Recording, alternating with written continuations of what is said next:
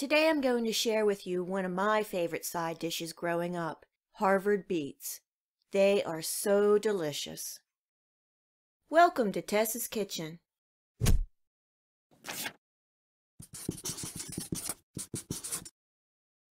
So let's get started. In a saucepan on low-medium, I'm adding a half a cup of sugar, and here I'm using palm sugar. I'm adding a teaspoon of salt, a tablespoon of cornstarch, a quarter cup of water, and a quarter cup of cider vinegar. You can also use white vinegar, but I prefer the cider vinegar. Cook over medium heat, stirring frequently for about 3 to 4 minutes. The mixture will thicken quickly. After 3 or 4 minutes, remove it from the heat.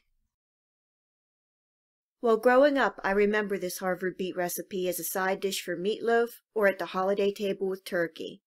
Actually, you can eat these beets hot or cold. The sauce has a sweet and sour note with the sugar and vinegar.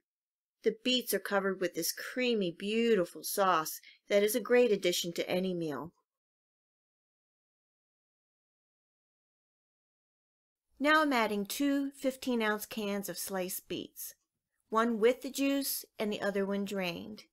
You can also use fresh beets for this recipe that have been cleaned, peeled, and boiled until almost tender.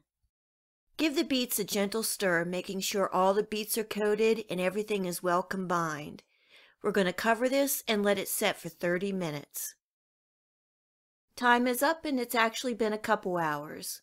I'm putting the beets back on the stove and bringing them up to heat. Also at this time I'm adding 2 tablespoons of butter. I'm going to let that butter melt and combine into that fabulous sauce, making it creamy and rich. It will take about 5 to 7 minutes to heat the beets through and bring up to heat. You will see the butter melt and the sauce will thicken.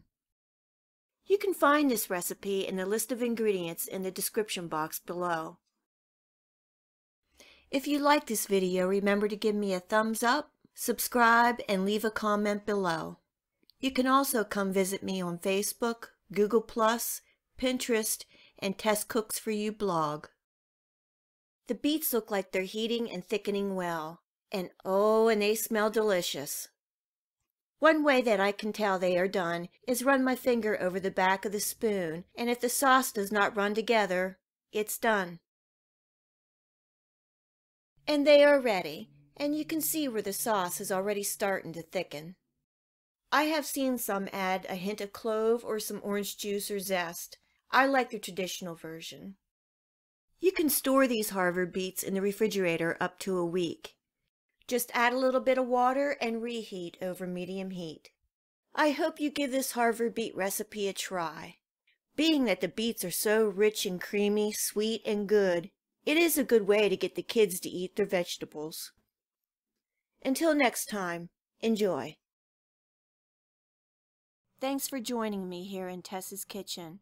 If you like this video, please remember to give me a thumbs up and subscribe to my channel for future recipe videos. You can also come visit me on Facebook, Pinterest, Google+, and Tess's blog. Thanks for joining me, and we'll see you next time.